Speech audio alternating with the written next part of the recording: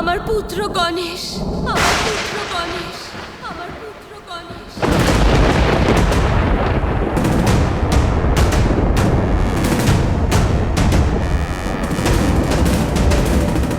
মা রাধা আমাকে ডাকলেন? গণেশ, আজ আমার আপনার সাহায্যের প্রয়োজন। কিছু মুহূর্তের জন্য হলেও আমাকে নিজের সমগ্র শক্তি প্রদান করুন। মা রাধা আমার থেকে আমার সমগ্র শক্তি চাইছেন? মহাদেব, সব দেবদেবীগণ ধর্ম সংকটে পড়ে গেছেন। যদি সংসারের সমস্ত শক্তি রাধার মধ্যে সমাহিত হয়ে যায়, তাহলে সংসার কি করে শক্তি লাভ করবে?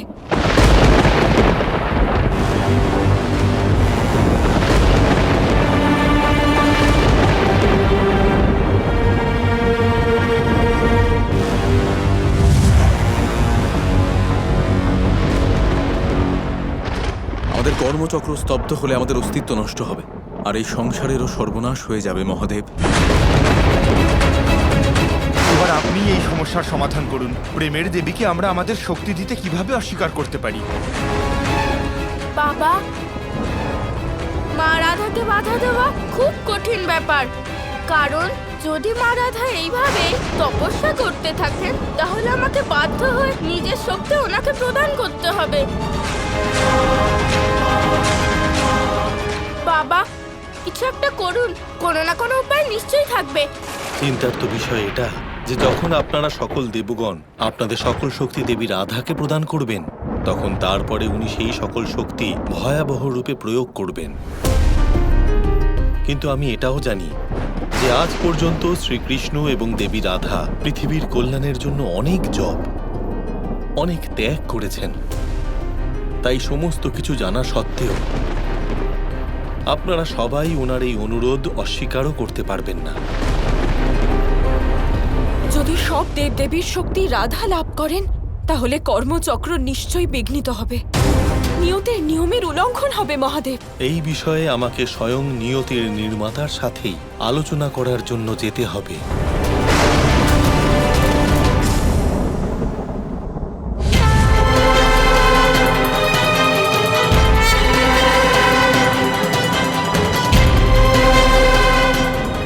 প্রণাম আরাধ্য। হে আরাধ্য, আপনাকে দেবী রাধাকে আটকাতে হবে, না হলে আমাদের সকল দেবতাদের বাধ্য হয়ে দেবী রাধাকে সকল শক্তি সঁপে দিতে হবে। আমরা সবাই জানি যে পৃথিবীতে কৃষ্ণ অবতারের সময় সমাপ্ত হতে চলেছে, আর সেই সমাপ্তি খুবই যন্ত্রণার হবে। কিন্তু যদি দেবী রাধা সেই পীড়াকেই সমাপ্ত করে দেন, তাহলে সময়চক্র পাল্টে যাবে, ভীষণ সর্বনাশ হয়ে যাবে। আমি জানি আরাধ্য, তাও রাধাকে আমি বাধা দিতে পারবো না। এরকম করবেন না আরাধ্য। এইসব প্রেমের সাথে সম্পর্কিত। দেবী রাধাকে এবার আপনার প্রেমই আটকাতে পারে। প্রেমই হলো এই সমস্যার সমাধান, শুধুই প্রেম। ঠিক বলেছেন আপনি। রাধাকে আটকানোর প্রত্যেক সম্ভাব্য চেষ্টা করব আমি।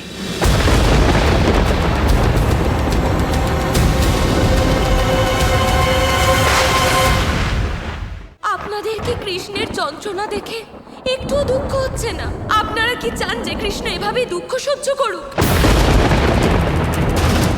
যদি আপনারা আমাকে সমর্থন করে থাকেন, তাহলে শীঘ্র আপনাদের সবাইকে নিজের শক্তি আমায় দিতে হবে।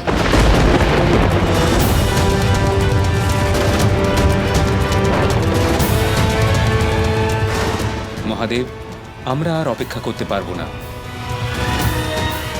আমি নিজের শক্তি দেবী রাধাকে প্রদান করছি।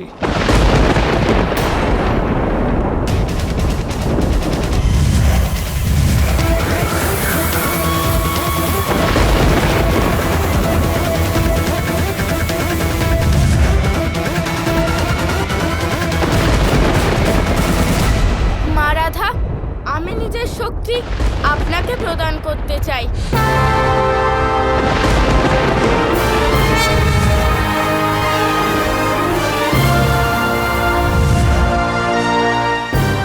আমিও নিজের শক্তি রাধাকে প্রদান করব।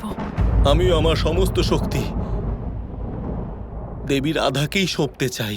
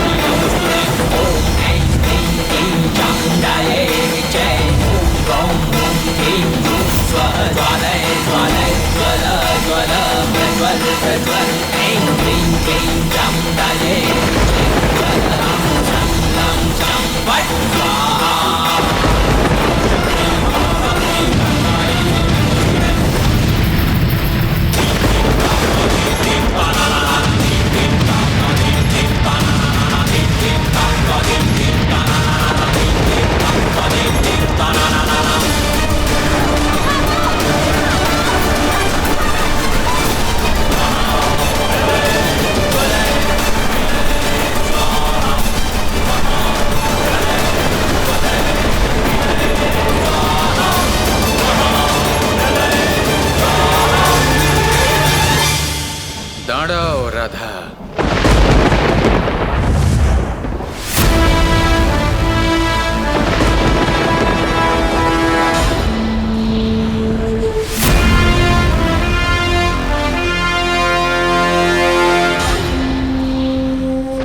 এবার আমাকে বাধা দিও না কৃষ্ণ। আমি জানি তুমি আমার যন্ত্রণাকে শেষ করতে চাইছো রাধা, কিন্তু নিজেই ভাবো এটা কি সত্যি সম্ভব?